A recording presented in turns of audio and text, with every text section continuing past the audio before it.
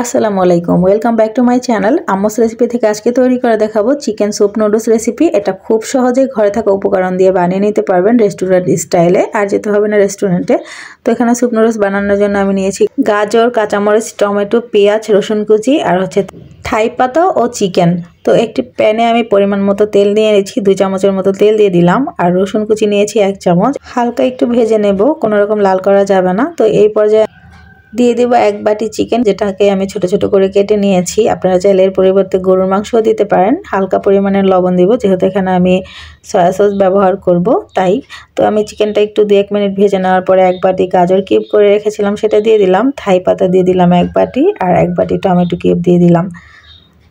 এখন একটু ভালো করে নেড়ে চেড়ে সবগুলো মিশিয়ে নিচ্ছি, 2-1 মিনিটের মতো ভেজে নেব। তো এই পর্যায়ে এক এক করে দিয়ে দিব চিলি সস 2 টেবিল চামচ। এখন দিয়ে দিব টমেটো সস 2 টেবিল চামচ।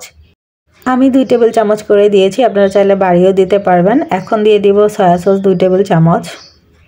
এই পর্যায়ে দিয়ে দিব চিলি ফ্লেক্স 1 চামচের মতো। ঝালটা আপনারা আপনাদের পরিমাণ মতো কমিয়ে বাড়িয়ে নেবেন। সবগুলো একসাথে মিশিয়ে নিচ্ছি। যখন মেশানো হয়ে যাবে, এখন আমি স্যুপের জন্য পরিমাণ মতো পানি দিয়ে দিব। আমি স্যুপের পানিটা একটু বেশি পছন্দ করি, সেজন্য একটু পানিটা বাড়িয়ে দিয়েছি। আপনারা আপনাদের পছন্দ অনুযায়ী স্যুপের ঝোলটা রাখবেন। তো 1 বাটি কিউব করা পেঁয়াজ কেটে রেখেছিলাম সেটা দিয়ে দিলাম। পানিটা সিদ্ধ হওয়ার জন্য ঢেকে রেখে দেব 5 মিনিটের জন্য। 5 মিনিট পরে পানিটা যখন বলক উঠে আসবে, তখন আমি এখানে ম্যাগি নুডলস নিয়েছি। আপনারা চাইলে যে কোনো ব্র্যান্ডের নুডলস নিতে পারেন। তো এখানে আমি 2.5 পিসের মতো দিয়েছি। কাঁচামরিচ দিয়ে দিলাম 1 বাটি। এখানে লেবু দিয়ে দিব আমি।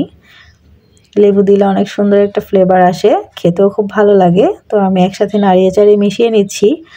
এই পর্যায়ে ঢাকনা দিয়ে ঢেকে রেখে দেবো আরও 5 মিনিটের জন্য, যাতে করে নুডলসটা সেদ্ধ হয়ে আসে। তো 5 মিনিট পরে আমি ঢাকনা দিয়ে উঠিয়ে নিলাম। আর এখানে আমি 2 চামচ কর্নফ্লাওয়ার পানি দিয়ে গুলিয়ে রেখেছিলাম সেটা দিয়ে দিলাম। 1 চামচের মতো কালো গোলমরিচের গুঁড়া এটা দিয়ে দিলাম। দিয়ে ভালো করে নেড়েচেড়ে একটু ঢেকে রেখেছিলাম। এখন আবার ঢাকনাটা উঠিয়ে নিলাম। দেখতেই পাচ্ছেন এটা থিকনেসটা অনেকটা গাঢ় হয়ে এসেছে। এই তো তৈরি হয়ে গেল গরম গরম চিকেন থাই স্যুপ রেসিপি। সন্ধ্যার নাস্তায় বা হঠাৎ কোনো অতিথি এলে এটা আপনার তৈরি করে দিতে পারবেন। এতক্ষণ পর্যন্ত আমার রেসিপিটা যারা দেখেছেন কমেন্ট করে জানিয়ে দিবেন কেমন লেগেছে রেসিপিটা। লাইক দিয়ে পাশে থাকবেন। থাই স্যুপের কালারটা দেখেই বুঝতে পারছেন কতটা কালারফুল হয়েছে।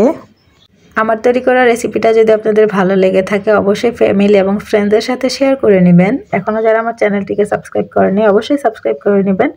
নতুন নতুন রেসিপি দেখার জন্য আমার চ্যানেলের পাশেই থাকবেন। এই প্রত্যাশা নিয়ে আজকের মতো বিদায় নিচ্ছি। ধন্যবাদ সবাইকে। আসসালামু আলাইকুম।